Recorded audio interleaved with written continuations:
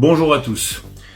Aujourd'hui, flash spécial sur les manifestations qui se passent à l'heure actuelle au Togo, qui sont effectivement très violents. Nous avons donc de par nos correspondants sur place des images et des explications et des informations. Donc les quartiers de Baguida, les quartiers du Golfe et de Bessablé ont vu énormément de personnes remonter jusqu'à Lomé, jusqu'à la capitale, justement pour manifester, comme vous pouvez le voir sur nos images. Alors ces manifestations ont été très sanglantes. Alors il y a eu déjà les manifestations du 26, 27 et 28, mais qui continuent. Il y a eu une très grosse répression des forces de sécurité en place. Nous dénombrons à l'heure actuelle 7 morts, 7 personnes qui ont été abattues par ces forces de sécurité, qui semblerait-il auraient été poussées vers la lagune. Les corps ont été retrouvés à cet endroit-là. Nous avons énormément de blessés, des gens qui sont grièvement blessés, comme on peut le voir sur nos images.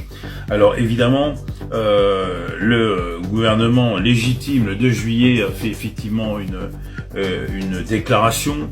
Donc le gouvernement légitime du DMK, FLN, URRC et 150 CDT appelle l'AS, la CEDEAO, l'UA, l'ONU et toutes les bonnes volontés voulant soutenir le processus souverain de la libération nationale du Togo, évidemment à se rassembler et à donner évidemment leur soutien véritablement à toutes ces personnes qui sont les acteurs de ce changement. Je vous rappelle que les manifestations qui sont en train d'arriver au moment au Togo sont à la base à cause du changement de constitution que le président Faure Gnassingbé a décidé sans que le peuple soit évidemment convié à ce souhait. Le 4 juillet, il y a eu une délégation HCR conduite par Madame Barry Freeman. Madame Barry Freeman, qui est la représentante spéciale adjointe de l'ONU pour les affaires Afrique de l'Ouest et du Sahel.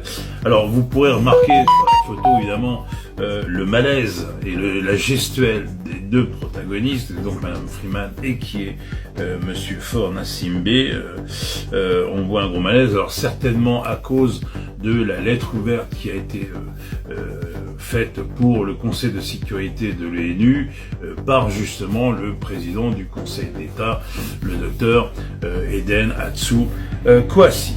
Nous vous tiendrons informés pour un peu plus d'informations sur le Togo. Restez à l'écoute car les choses changent très vite. Merci de votre écoute et à très bientôt.